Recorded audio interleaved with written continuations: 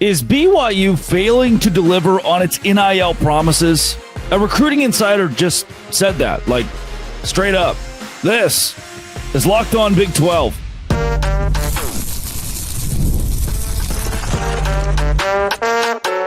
You are Locked On Big 12, your daily podcast on the Big 12 Conference. Part of the Locked On Podcast Network, your team every day.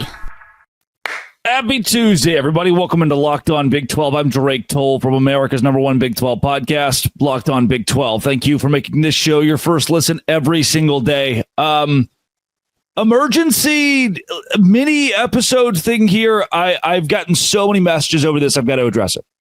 So let's start here. If you hit subscribe, I get to keep my job. An analyst goes on Locked On Utes and says, in essence, look, I don't know who this guy is. I've never heard of him. I'm not going to use his name. I'm not going to use the clip because the last thing I want to do is keep pushing this propaganda. But he says that BYU, he opens the clip with like, man, I don't want to get in trouble here. It's like, I got to be really careful with this. But BYU is promising players NIL money and not delivering. And the entire basis of this conversation, if you listen to the episode, is talking about BYU and Utah players and whether there is tampering or collusion, and if BYU was trying to get other Utah players, like could Dorian Singer have been there are so many aspects of this conversation that talk about whether or not BYU is illegally trying to recruit players off of Utah's roster. And the claim from this recruiting analyst, he's a Rivals analyst. I didn't know Rivals still existed, to be honest with you. This claim is that BYU is promising NIL money and not giving it.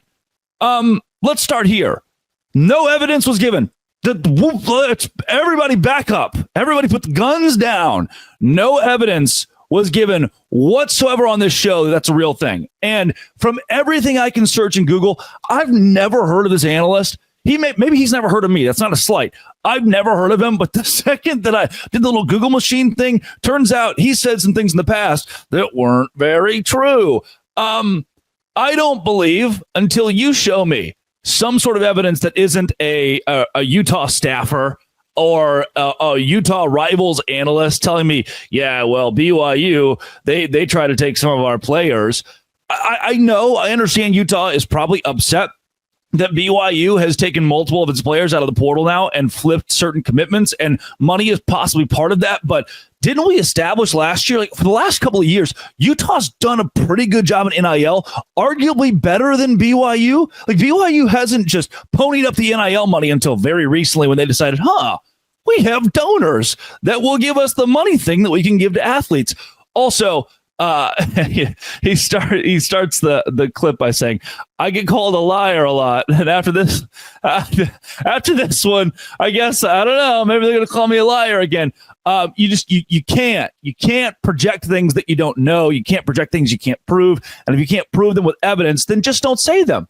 That's what I was told. You know what assuming does?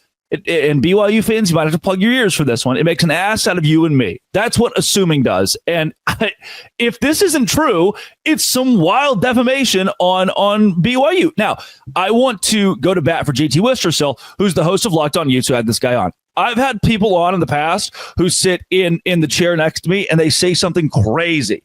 I don't think JT at any point was like, yeah, no, he's right. He's never listening to this analyst going, this is happening all the time everywhere. And I don't think this completely falls on JT. I had somebody text me, a Utah fan, that was like, dude, that was bad. Like that was the analyst saying that was bad and completely uncalled for. And I can't believe that the host left that in there. You got to edit that out. A lot of times on these Locked On shows, a lot of times on any podcast, when a guest comes on and claims something, that is their opinion. Like I've had guests that have come on and said, I believe that, I'll make a very good example of this. I know Isaac Wilson is going to go to BYU. I'll have guests come on and say, like, I'm predicting hardcore Isaac Wilson to BYU. Do they know that? No. Is it a projection? Sure.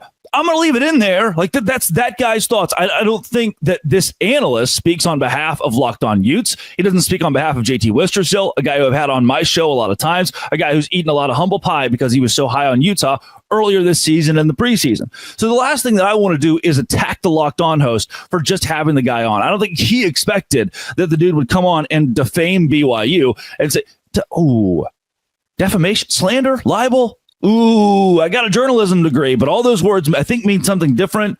One of them's written, one of them's, I don't even know what this is.